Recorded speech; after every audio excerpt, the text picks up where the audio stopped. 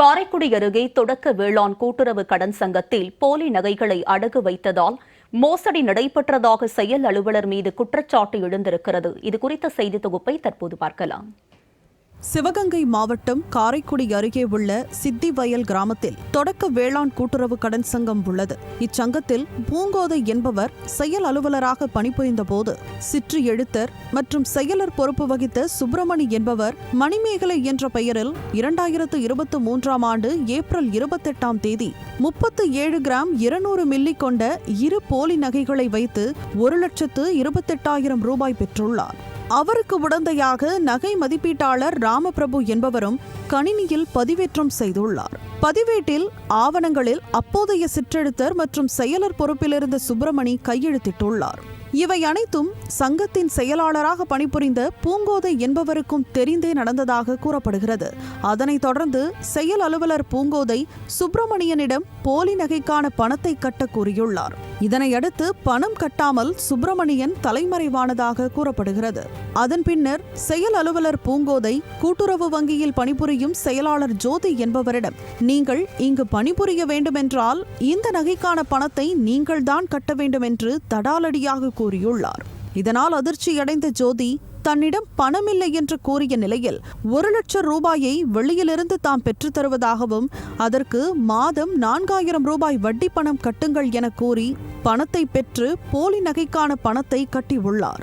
மீத தொகையான 28,000 ரூபாயை நகை மதிப்பீட்டாளர் ராமபிரபு கட்டியுள்ளார். இந்த மோசடி சம்பவங்களை வெளிக்கொண்டு வந்த தொடக்க வேளாண் கூட்டுறவு கடன் சங்கத்தின் முன்னாள் தலைவர் பாண்டி என்பவர் தெரிவிக்கையில், போலி நகை மோசடி மற்றும் செயல் அலுவலர் பூங்கோதை செயல்பாடுகள் குறித்து மாவட்ட கூட்டுறவு பதிவாளர் மற்றும் மாவட்ட ஆட்சியர், முதலமைச்சர் ஆகியோருக்கு பல முறை புகார் அளித்தும் எந்தவித நடவடிக்கையும் எடுக்கவில்லை என குற்றம் சாட்டினார்.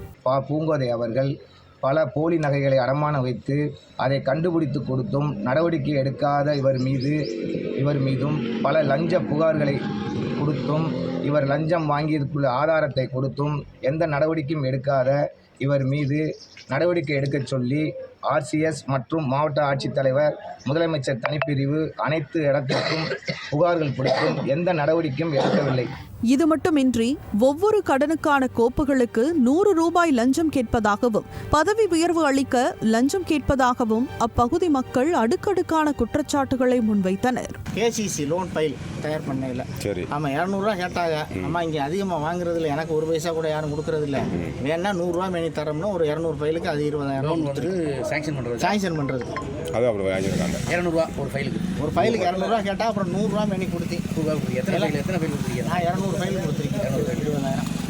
நகை மதிப்பீட்டாளர் ராமபிரபு கூட்டுறவுத்துறை பதிவாளரை தொடர்பு கொண்டு கேட்டபொழுது 10 நாட்களுக்குள் விசாரணை அதிகாரி அறிக்கையை தாக்கல் செய்வார் என்றும் அதன் பின்புதான் நடவடிக்கை எடுக்க முடியும் என்று தெரிவித்ததாக கூறப்படுகிறது. ஆளும் திமுகவினர் துணையுடன் பல்வேறு கூட்டுறவு சங்கங்களில் போலி நகை மூலம் பல கோடி ரூபாய் மோசடி நடைபெற்றுள்ளதாக குற்றச்சாட்டு எழுந்துள்ளது.